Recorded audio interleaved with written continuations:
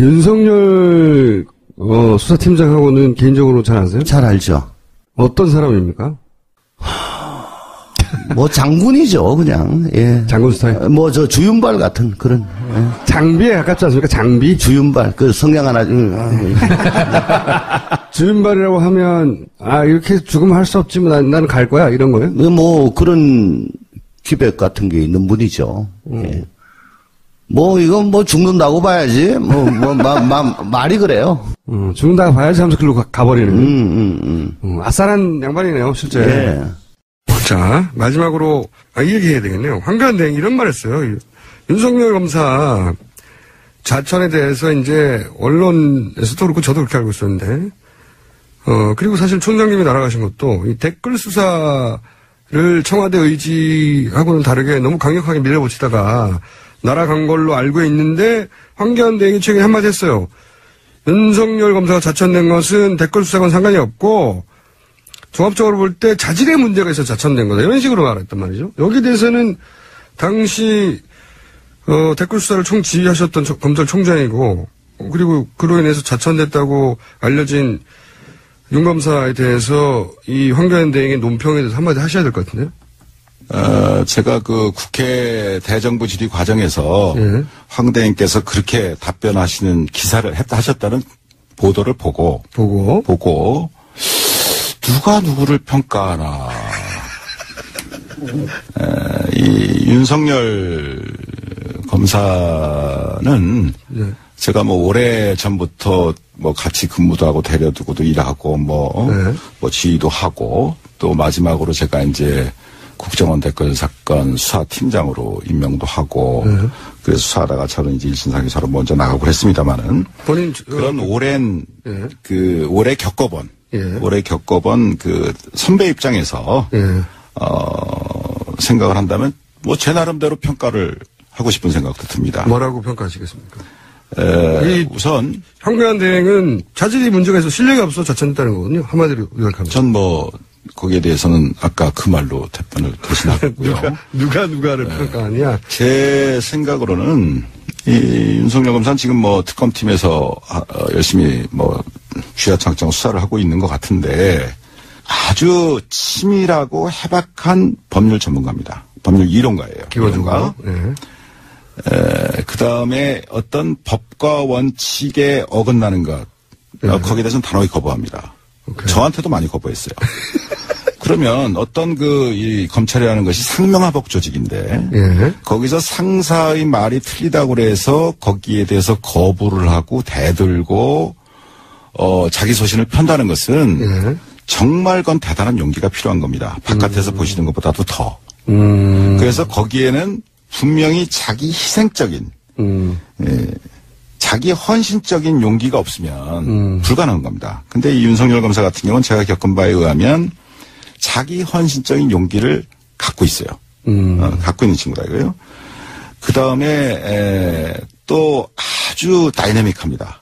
신중하면서도 다이내믹해서 말하자면 예리한 칼잡이다. 그래서 한마디로 제가 말씀드린다면 문무를 겸비한 훌륭한 검사다. 문무를 겸비한. 문무를 겸비한 훌륭한 검사다. 뭐 그런. 탄핵 이후에 가장 중요한 역할을 할 사람을 한 사람을 꼽으라면 저는 이 사람을 꼽을 것 같아요. 이 양반. 나는 사람에게 충성하지 않습니다. 이 양반이 가장 중요한 인물이라고 저는 향후 한 2달의 정부에서 개인적으로 생각합니다. 탄핵을 기정사실로 얘기를 하네요. 탄핵 이후라고 하니까. 부결될 가능성은 없나요? 저는 가결 가능성이 현재는 높다고 생각하는데 아마 지난번에 2인 1조 얘기했잖아요. 그건 못할 거고 이제 맨투맨으로 붙었겠죠. 좀 더 유화적인 방식으로 붙었을 거라고 봐요. 전화도 막 돌릴 거예요 지금. 그래서 가능성이 반반은 아니고 한 70% 정도 될 거라고 보긴 하지만 아직 모른다. 합의이 있어서 수사와 기소를 더 이상 유지하지 못한다고 판단하셨다고 얘기했죠? 뭐 이거는 이 수사 초기부터 지금까지 계속 되온 것이고 특히 6만여 개의 트윗이 발견된 후로는 이거는 소환해서는 조사가 불가능하다는 것이죠. 6만여 개의 트윗글은 이미 이 사람들 체포 전에 이미 확보한 거지요. 그렇습니다. 그렇습니다. 직전에 알았습니다. 수사의 초기부터 외압이 있었다는 얘기는 이 국정원 원세훈 김용판의 수사 초기부터 얘기하는 거죠? 그렇습니다. 그것은 모 신문에 나왔듯이 황교안 법무부 장관하고도 관계가 있는 얘기죠? 뭐 무관하진 않다고 생각합니다. 그렇습니다. 추가 기소된 것에 대한 수사가 완료됐다고 판단하십니까? 아니면 미진한 수사입니까? 계속 해야 됩니다.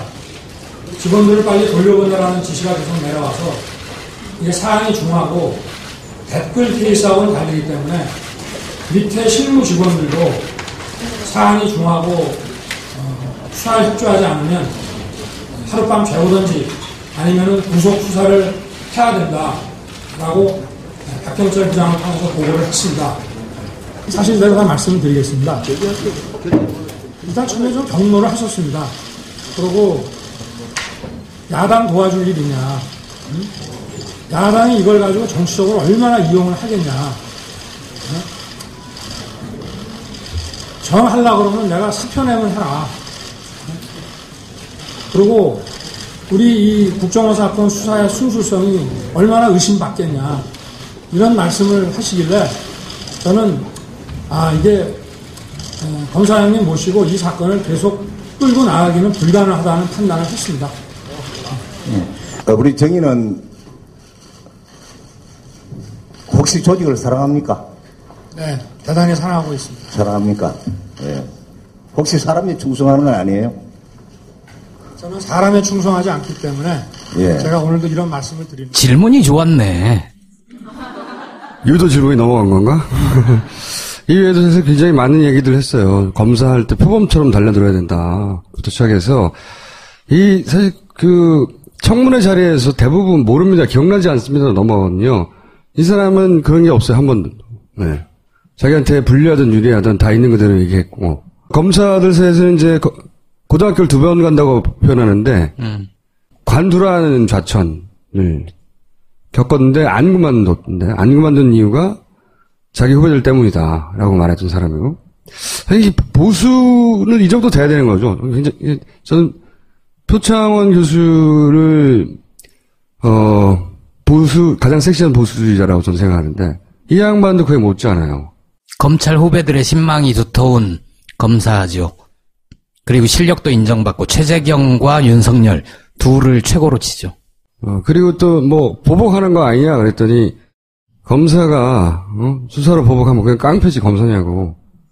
훌륭한 사람이에요. 이 양반이 여러 가지 방해나 협잡과 공작에 넘어지지 않도록 우리가 뒷배가 돼줘야 된다.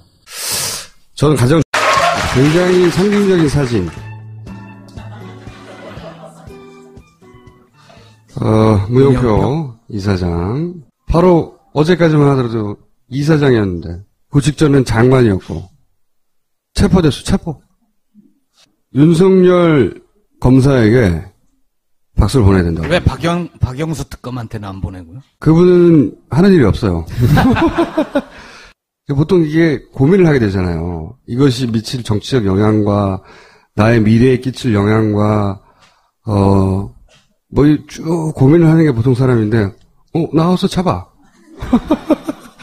지금 이 시대에 딱 필요한, 그거 하지 않아서 이렇게 된 거거든요. 압수수색과 체포를 순식간에 하루 사이에 오늘 굉장히 많이 했어요. 보통 한 번 나가면 10곳 하는 것 같더라고요. 그리고, 이게 상징적인 사진인 게, 대통령을 향해 가는 거거든요, 이게. 그러니까, 그 담당자가 왜 그랬냐부터 시작해서 쭉쭉 올라와서, 이제는 국민연금의 이사장까지 올라온 거예요. 국민연금의 이사장 다음엔 이 사람한테 명령할 사람이 누구예요? 청와대에 있는 사람이거든요. 그리고 그게 왜 그랬냐면 삼성 쪽도 이제 올라가기 시작할 거거든요. 이재용, 박근혜 긴장이죠. 네, 거의 목젖까지 왔어요. 목젖. 근데 보통 여기까지 오기 진짜 힘들거든요. 목젖까지 왔어요.